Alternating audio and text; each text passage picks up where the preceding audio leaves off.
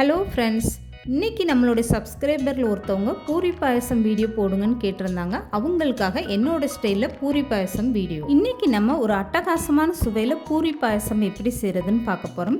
இதுவரை நீங்கள் ஜவ்வரிசி பாயசம், ரவை பாயசம், சேமியா பாயசம் சாப்பிட்ருப்பீங்க. ஆனால் இந்த மாதிரி ஒரு டேஸ்ட்டில் நீங்கள் பாயசம் சாப்பிட்ருக்கவே மாட்டீங்க. ஹலோ ஃப்ரெண்ட்ஸ், வெல்கம் டு சமே டிலேட்.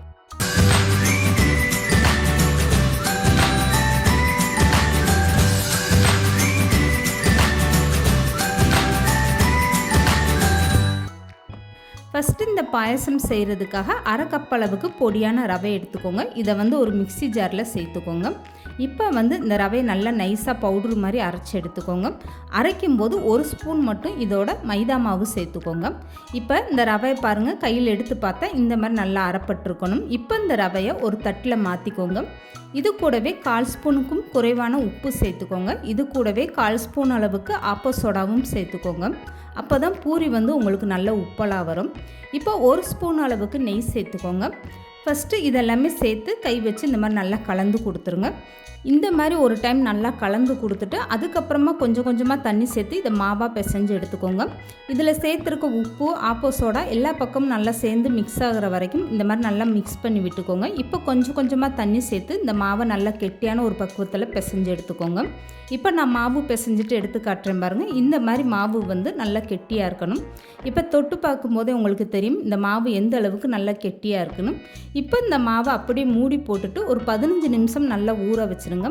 நல்லா ஊறும்போது தான் உங்களுக்கு பூரி தேய்க்கல நல்லா சாஃப்டாக வரும். இப்போ இந்த மாவு 15 நிமிஷம் நல்லாவே ஊறி வந்துருச்சு. கையில் தொடும்போது இந்த மாவு இன்னும் கொஞ்சம் நல்லா சாஃப்டாகிடுச்சு.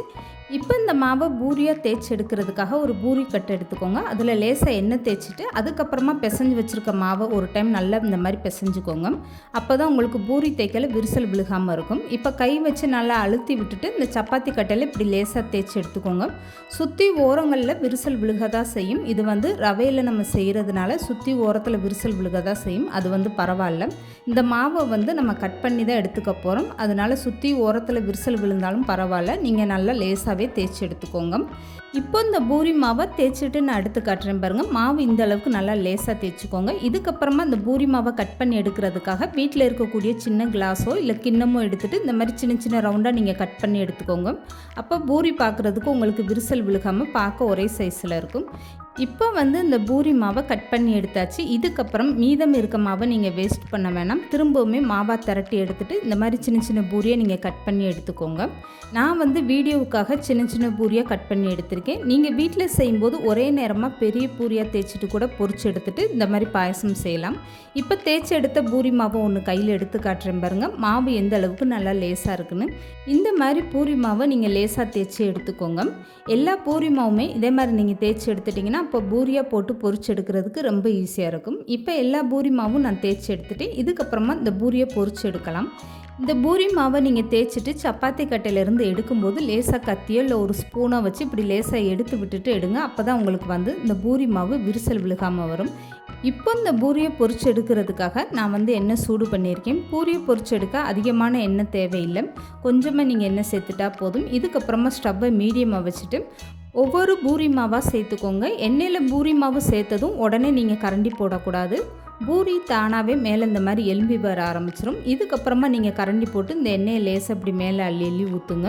அப்போ பூரி உங்களுக்கு நல்லா உப்பலாக புஷ்ஷுன்னு மேலே எலும்பி வர ஆரம்பிச்சிடும். இந்த பூரியை பொரிச்சு எடுக்கிற வரைக்கும் நீங்கள் ஸ்டவ்வை நல்லா மீடியமாக வச்சுட்டே பொரிச்சு எடுத்துக்கோங்க. இப்போ கரண்டி போட்டு இந்த பூரியை ஒரு பக்கம் நல்லா திருப்பி விட்டுருங்க. இந்த மாதிரி மாற்றி மாற்றி திருப்பி விட்டு இந்த பூரி நல்லா இந்த மாதிரி செவந்து வந்ததுமே நீங்கள் எண்ணெயை வெடிச்சிட்டு வெளியில் எடுத்துருங்க. மீதம் இருக்க எல்லா மாவும் இதே மாதிரி நீங்கள் பூரியை பொரிச்சு எடுத்துக்கோங்க. ஃபஸ்ட்டு இந்த பாயசம் செய்கிறதுக்கு இந்த மாதிரி நீங்கள் பூரியெல்லாம் தயார் பண்ணி எடுத்து வச்சுக்கோங்க. அதுக்கப்புறமா பாயசம் எப்படி செய்கிறதுன்னு பார்க்கலாம்.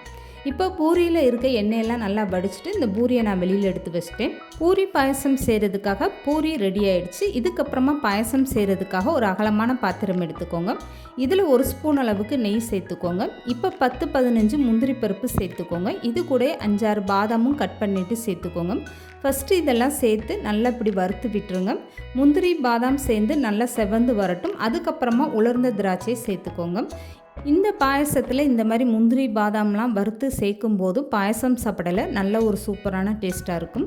இப்போ முந்திரியும் பாதாமும் நல்லா செவந்து வந்துருச்சு. இதுக்கப்புறமா 10-15 உலர்ந்த திராட்சையை நான் சேர்த்துருக்கேன். இதெல்லாம் சேர்த்து இந்த மாதிரி நல்லா பொன்னிறமாக வர வரைக்கும் வறுத்து எடுத்துக்கோங்க. இப்போ வந்து இந்த முந்திரி பாதாமை வேறு ஒரு பாத்திரத்தில் மாற்றி எடுத்து வச்சுக்கோங்க. இதுக்கப்புறமா ஸ்டவ்வை நல்லாவே குறைச்சி வச்சுட்டு அதே பாத்திரத்தில் 2 கப் அளவுக்கு காய்ச்சி ஆற வச்ச பால் நான் சேர்த்துருக்கேன். நீங்கள் வந்து காய்ச்சாத பால் கூட அப்படியே சேர்த்துக்கரலாம். இப்போ நான் 2 கப் அளவுக்கு நல்லா கெட்டியான பால் சேர்த்துருக்கேன். பாலில் கொஞ்சம் கூட தண்ணி கலக்காமல் நல்லா கெட்டியான பாலாக சேர்த்துக்கோங்க. அப்போ தான் பாயசம் வந்து நல்ல ஒரு டேஸ்ட்டாக இருக்கும். இப்போ இந்த பால் கூடவே 1/4 ஸ்பூன் அளவுக்கு ஏலக்காய் தூள் சேர்த்துக்கோங்க. இந்த பாயசம் நல்ல ஒரு வாசனையை கொடுக்கும். இப்போ இது கூடவே 1/2 கப் அளவுக்கு சர்க்கரை சேர்த்துக்கோங்க. நான் வந்து வெள்ளை சர்க்கரை சேர்த்துருக்கேன். நீங்கள் நாட்டு சர்க்கரை கூட பயன்படுத்தலாம். இந்த பாயசத்துக்காக நீங்கள் நாட்டு சர்க்கரை சேர்க்கிறா இருந்தால் பால் நல்லா பொங்கி வந்ததுக்கப்புறம் ஸ்டவ் ஆஃப் பண்ணிவிட்டு அதுக்கப்புறமா நாட்டு சர்க்கரை சேர்த்து இந்த மாதிரி நல்லா கலந்து கொடுத்துருங்க. இப்போ நான் வெள்ளை சர்க்கரை சேர்த்துருக்கிறதுனால ஃபஸ்ட்டு இந்த மாதிரி நல்லா கலந்து கொடுத்துட்டேன். இப்போ இந்த பாயசத்துக்காக 3 ஸ்பூன் அளவுக்கு கஸ்டர்ட் பவுடர் எடுத்துக்கோங்க. இதில் வந்து கொஞ்சமாக நீங்கள் தண்ணியோ இல்லை பாலோ சேர்த்துட்டு நல்லா கலந்து எடுத்துக்கோங்க. உங்ககிட்ட ஒருவேளை கஸ்டர்ட் பவுடர் இல்லைன்னா நீங்கள் 3 ஸ்பூன் அளவுக்கு கார்ன்ஃப்ளவர் மாவு கூட சேர்த்துக்கலாம். அது நல்லா டேஸ்ட்டாக இருக்கும். இப்போ கலந்து வச்சுருக்க கஸ்டர்ட் பவுடரை அப்படியே பாலோடு சேர்த்துக்கோங்க. இதையும் சேர்த்துட்டு ஸ்டவ்வை நல்லா குறைச்சி வச்சுட்டே கலந்து கொடுங்க. கஸ்டர்ட் பவுடர் சேர்த்து நீங்கள் இந்த பாயசம் செய்யும்போது பாயசம் நல்ல ஒரு ரிச்சான டேஸ்ட்டாக ரொம்பவே சூப்பராக இருக்கும். இப்போ இந்த பால் ஒரு கொதி வரட்டும். அது வரைக்குமே கரண்டி வச்சு அப்பப்போ இந்த மாதிரி கலந்து கொடுத்துட்டே இருங்க. இப்போ இந்த பாலோட ஒரு பிஞ்ச் அளவுக்கு குங்குமப்பூ சேர்த்துக்கோங்க. இதுக்கப்புறம் கரண்டி வச்சு இந்த பாலை நல்லா கலந்து கொடுத்துருங்க. பால் ஒரு டைம் நல்லா கொதி வந்ததுமே ஸ்டவ்வை ஆஃப் பண்ணிடுங்க. இதுக்கப்புறமா பொரிச்சு வச்சுருக்க பூரியெல்லாம் எடுத்துகிட்டு இந்த மாதிரி நல்லா கையில் உடச்சிட்டு சேர்த்துக்கோங்க. பூரி நீங்கள் பாயசத்தில் சேர்க்கும்போது ஸ்டவ்வை ஆஃப் பண்ணிவிட்டு இந்த மாதிரி எல்லா பூரியுமே எடுத்து உடச்சி விட்டு சேர்த்துக்கோங்க. இந்த நேரத்தில் நீங்கள் நாட்டு சக்கரை சேர்க்குறதா இருந்தால் இந்த டயத்தில் நீங்கள் சேர்த்துட்டு கலந்து கொடுத்துக்கோங்க. அப்போ தான் உங்களுக்கு பால் வந்து திரளையாக வராமல் இருக்கும். இப்போ பூரி எல்லாமே சேர்த்தாச்சு. இதுக்கப்புறமா வறுத்து வச்சுருக்க முந்திரி பருப்பு பாதாம் பருப்பு எல்லாமே சேர்த்துட்டு கலந்து கொடுத்துருங்க. அவ்வளோதாங்க. ரொம்பவே அட்டகாசமான சுவையில் பூரி பாயசம் ரெடி ஆகிடுச்சு பாருங்கள். இந்த மாதிரி ஒரு சுவையில் நீங்கள் பாயசம் சாப்பிட்ருக்கவே மாட்டீங்க. கண்டிப்பாக இந்த மாதிரி ஒரு பூரி பாயசம் நீங்கள் ட்ரை பண்ணி பாருங்கள். அருமையான டேஸ்ட்டாக இருக்கும். இந்த பூரி பாயசம் நீங்கள் சூடாக சாப்பிடும்போது ரொம்பவே சூப்பரான டேஸ்ட்டாக இருக்கும். இல்லைன்னா நீங்கள் ஃப்ரிட்ஜில் வச்சுட்டு நல்லா ஜில்லுன்னு கூட சாப்பிட்லாங்க. அவ்வளோ ஒரு அருமையான டேஸ்ட்டாக இருக்கும். கண்டிப்பாக நீங்கள் இந்த பூரி பாயசம் ட்ரை பண்ணி பாருங்கள். இந்த வீடியோ பிடிச்சிருந்தால் லைக் பண்ணுங்கள், ஷேர் பண்ணுங்கள். மறக்காமல் சமையல் டிலேட் சேனலை சப்ஸ்கிரைப் பண்ணுங்கள்.